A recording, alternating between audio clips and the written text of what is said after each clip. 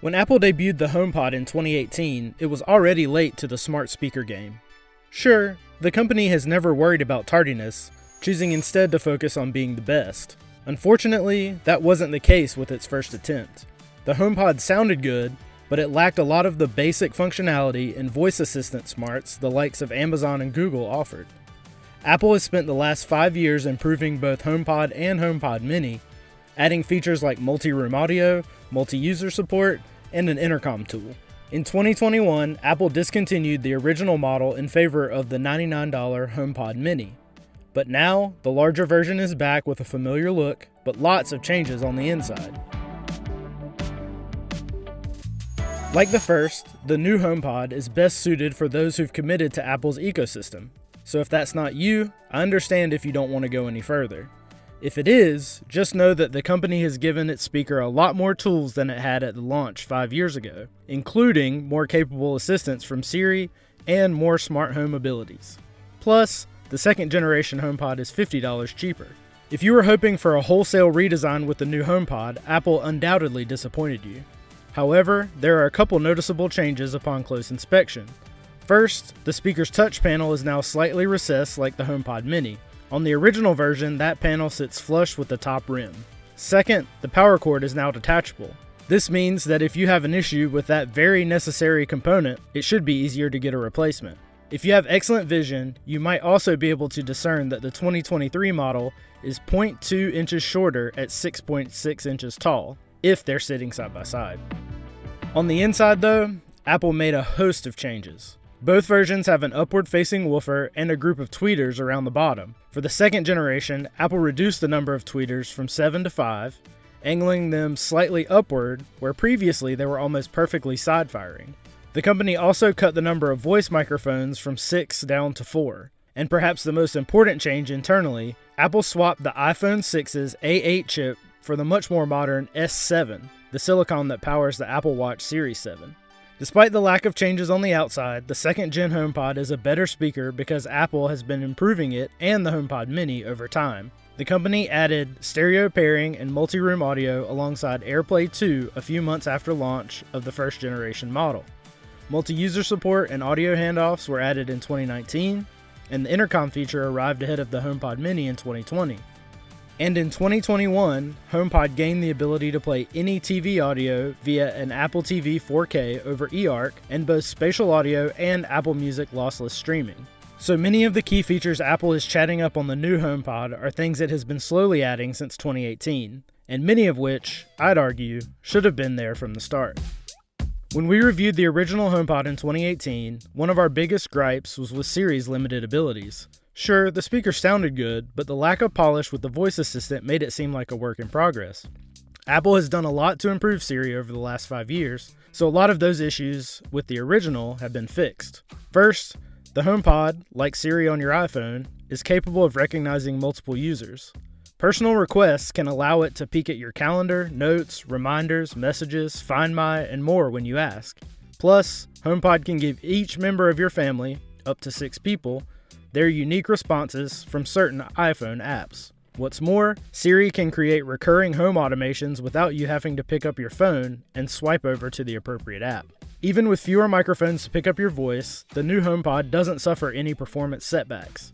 It's just as capable as ever at picking out your voice, even in a noisy room. And while playing music with voice commands used to be limited to Apple Music, services like Pandora, Deezer, and several others can now be controlled via Siri.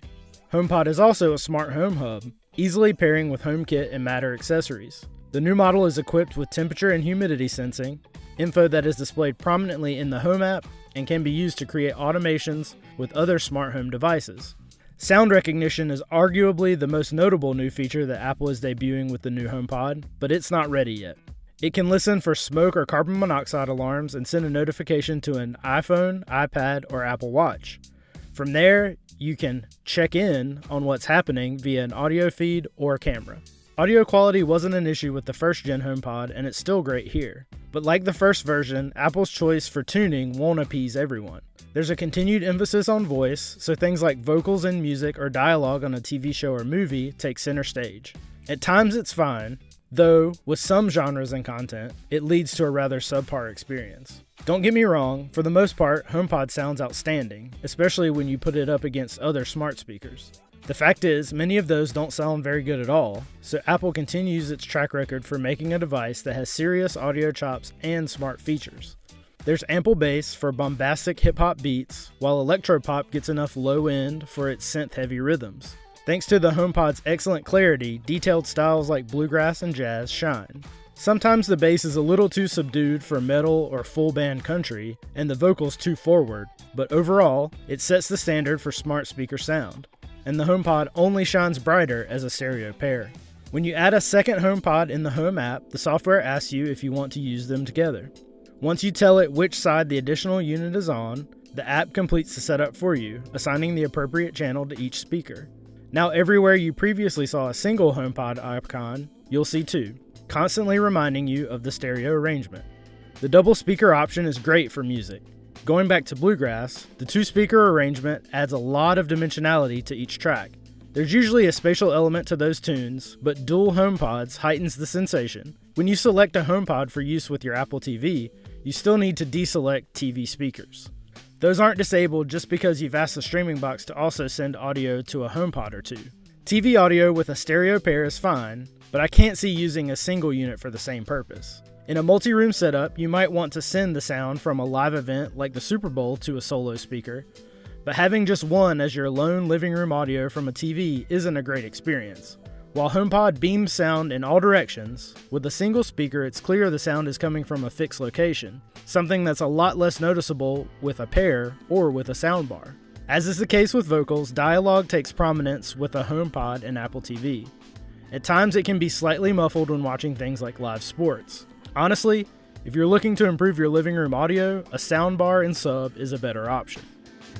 Because the HomePod is best suited to people who have married themselves to Apple's ecosystem, the best alternative to the second-gen HomePod is the cheaper HomePod Mini. If all you're after is some Siri assistance with your smart home and a speaker that's good enough for casual listening and podcasts, the $99 option will work well for you. Plus, Apple just unlocked the smaller speaker's inactive temperature and humidity sensor, and it's due to get sound recognition too. Apple has been preparing for a new HomePod for 5 years, constantly improving the original version and the HomePod Mini. And the fact that the company has made Siri a more capable companion certainly helps. Plus, there's more smart home abilities than before. Apple hasn't strayed from its emphasis on spoken or sung words for the HomePod's sound profile, but that's okay. It's clear that the company is focused on expanding the toolbox for its smart speakers after their debut, so I'd expect that much like the original HomePod, this is just the beginning for the second generation. For all of the latest reviews of Apple devices, smart speakers, and more, keep it locked right here at Engadget.